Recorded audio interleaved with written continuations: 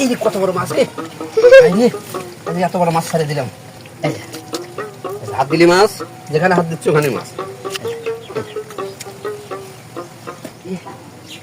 দেখেন হাত দিলি মাছ, বিশ্বাস করবেন না, এর মধ্যে হামা আছে, মনে হয় যে ভারী হয়ে আছে। যেখানে হাত দিচ্ছ ওখানে মাছ আছে। এই কুড়ি যাস, আগে জালের মাছ করে ধরি।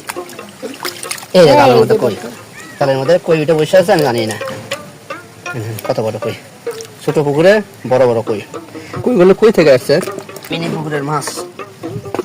এই যে মাছ, এইভাবেই ধরুন মাছ, বুঝতে পারছি। এখন বুঝলাম এক খরায় একটা মাছ, এক খরায় একটা মাছ, এক খরায় কাদা তুলেছি, একটা মাছ তুলেছি। এবার বাড়াইছে,